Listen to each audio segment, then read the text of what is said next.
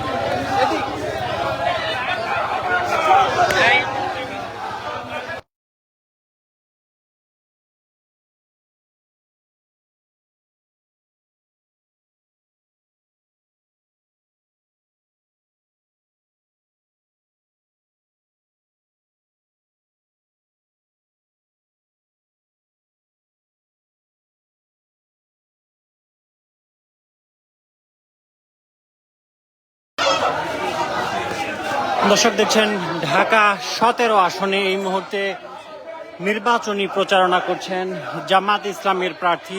দাঁড়িপাল্লার নির্বাচনী প্রচারণা আপনাদের সঙ্গে সরাসরি যুক্ত করেছি।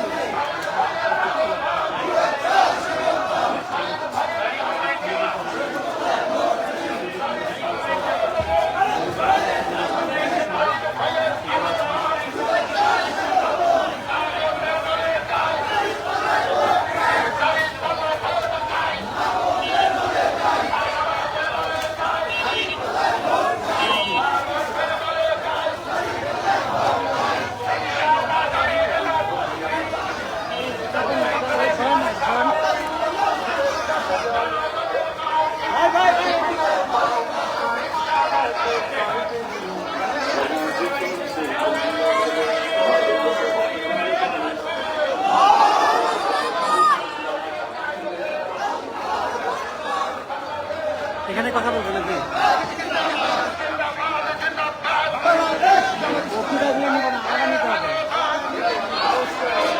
কথা বলে নাকি?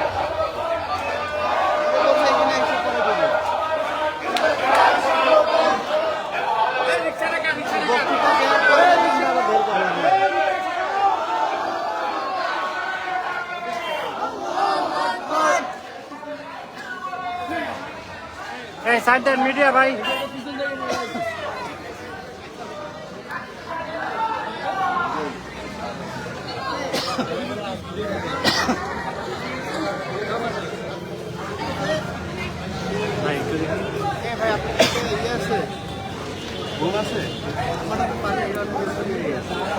শুনলাম দেখছি, একটু ধরেন।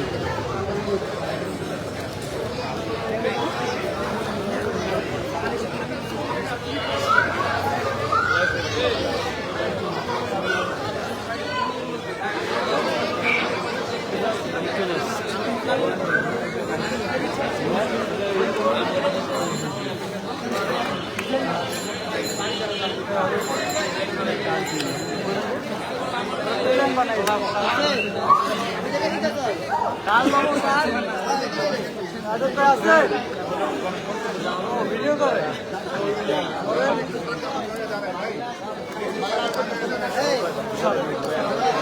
ভাঙা হাত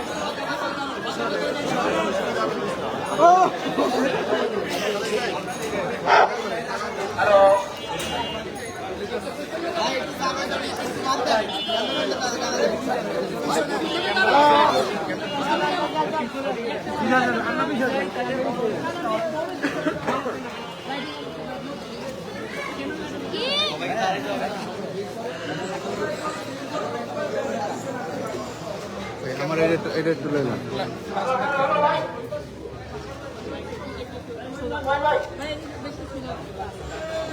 আলাদা বক্তব্য দিবে তো?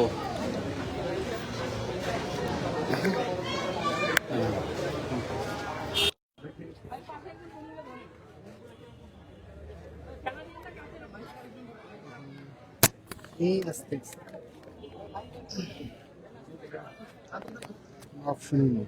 না, হাতে দিয়ে দেন তাহলে।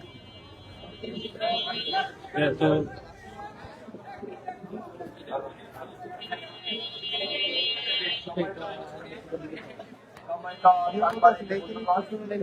আমাদের মাঝে উপস্থিত হয়েছেন আমাদের জামাত ইসলামী মনোনীত ঢাকা সরকার জননেতা জনাব Mohammad doctor S M Saiduzzaman ভাই এবং আমাদের মাঝে এসে উপস্থিত হয়েছেন বাংলাদেশ জামাত ইসলামী ঢাকা মহানগরী উত্তরের মধ্যে হ্যালো। মুরশিদ থানাপুরের সম্মানিত আমির জননেতা জনাব মোহাম্মদ হিজুর রহমান ভাই এই পর্যায়ে আমাদের উদ্দেশ্যে সংক্ষেপে কথা বলবেন বাংলাদেশ জামাত ইসলামী মুরশিদ থানাপুরের সম্মানিত আমির জননেতা জনাব মোহাম্মদ হিজুর রহমান ভাই। দর্শক, কিছুক্ষণ আগেই ঢাকা 17 আসনে জামায়াত ইসলামের প্রার্থী তিনি নির্বাচনী প্রচারণা চালিয়েছেন এবং এই মুহূর্তে তারা জনসংযোগ করছেন। বাংলাদেশ জামাত ইসলামী ঢাকা 17 আসন থেকে জামাত মনোনীত এবং 11 দলের সমর্থিত বাংলাদেশ জামাত ইসলামীর ডক্টর ফোরাম ঢাকা মহানগরীর সম্মানিত সভাপতি আমাদের ঢাকা 17 আসন থেকে বাংলাদেশ জামাত ইসলামী মনোনীত প্রার্থী ডাক্তার এস এম খালেদুজ্জামান ভাইয়ের আগমন উপলক্ষে আজকের এই সমাবেশের উপস্থিত সম্মানিত সেক্রেটারি বাংলাদেশ জামাত ইসলামী গুলশান পূর্বের সেক্রেটারি জনাব আব্দুল মোতালেব মঈন উপস্থিত, অত্র এলাকার বিশিষ্ট ব্যক্তিবর্গ, অত্র এলাকার সাধারণ মানুষ, আমাদের একান্ত প্রিয় ভাই এবং বোনেরা, অত্র এলাকার ব্যবসায়ী বৃন্দ, আসসালামু আলাইকুম ওয়া রাহমাতুল্লাহি ওয়া বারাকাতুহু।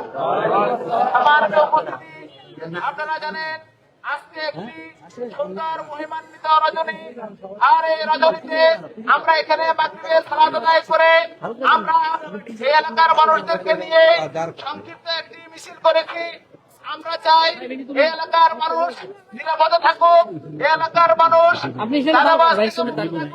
এই এলাকার মানুষ সুন্দরভাবে তাদের জীবন যাপন পরিচালনা করুক, তারা যেন একটি ইনসাফ ভিত্তিক সমাজ দেখতে পায়।